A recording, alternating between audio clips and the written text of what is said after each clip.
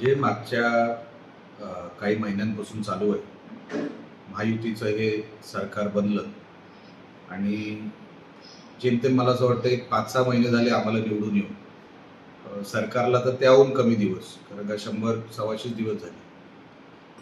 3 महिने हे वैभव नाईक गायब होते.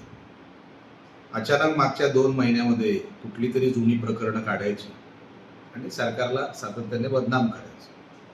तर मी त्यांना एक सजेशन दिलं की बघा, जिल्ह्यामध्ये ऑलरेडी असे काम करणारा परशुराम उपरकर नावाचा एक व्यक्ती आहे, ज्यांनी आयुष्यभर राणे कुटुंबाला शिव्या घातल्या आणि तो आज कुठे आहे ते एकदा वैभव नाईकांनी बघावं. त्या कुठल्या राजकीय अवस्थेमध्ये आहे. साधी ग्रामपंचायत पण परशुराम उपरकर जिंकू शकत नाही. ज्याच्यासाठी स्वर्गीय बाळासाहेबांनी प्रचार केला होता, ते स्वतःचे डिपॉझिट वाचू शकले नाहीत, ते परशुराम उपरकर. आणि त्यांचं जर तुम्ही कार्यपद्धती बघितली उपरकरांची, सातत्याने त्यांनी सकाळ झाली की राणेंवर टीका. त्याच्या पलीकडे जिल्ह्यामध्ये त्यांचं योगदान काय नाही. एक कुठली वास्तू उभारली नाही. त्यांचं घर अधिकाऱ्यांकडून वसुली करून घर चालवतात. जिल्ह्याला काय फायदा नाही. तर तसंच जर वैभव नाईकांना करायचं असेल तर ते दुसरे परशुराम उपरकर झालेत, अशी एक भावना तयार झालीत आमच्यामध्ये जे आपल्या जिल्ह्यामध्ये.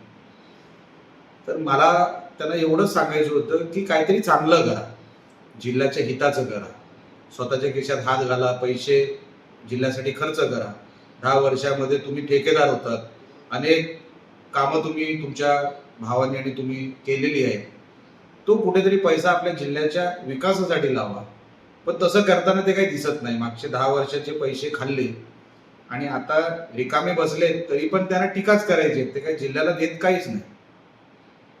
म्हणून असं वाटलं की जिल्ह्याला दुसऱ्या परशुराम उपरकरची गरज काय, पहिल्याचीच गरज नाही तर दुसऱ्याची गरज कुठून येणार. तर त्यांनी तसं ते करा, कारण का आता कसे ते परत 3 महिन्यानंतर कुठेतरी विषय शोधतायत की कसं तरी परत राजकारणामध्ये त्यांचं एंट्री व्हावी.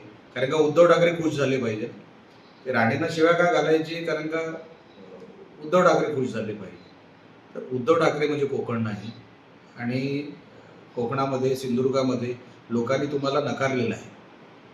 आता तुम्ही 2 पराभव तुम्ही बघितले. 2009ला हारले, मग आता 2024ला हारले. आता काहीतरी चांगलं करा, काहीतरी त्याच्यामध्ये जिल्ह्याला मिळेल असं काहीतरी करा, जिल्हा लक्षात ठेवेल. आणि काहीतरी जर सकारात्मक केलं तर आयुष्यामध्ये सकारात्मकता येईल. नाहीतर मग आहेच परशुराम उपरकर सारखी मंडळी आहेच, जे आयुष्यभर निगेटिव्ह राहिले, नकारात्मक राहिले आणि आयुष्यात त्यांचं नकारात्मक राहिले. ते पुढे काहीच करू शकले नाही, स्वतःलाही डेव्हलप करू शकले नाही. लोकही त्यांना विसरली. आणि जर तुम्हाला वाटत असेल वैभव नाईक तुम्हालाही लोक विसरावे, तर तुम्ही जे आता करतायत ते बरोबर करताय, एवढंच माझं म्हणणं होतं.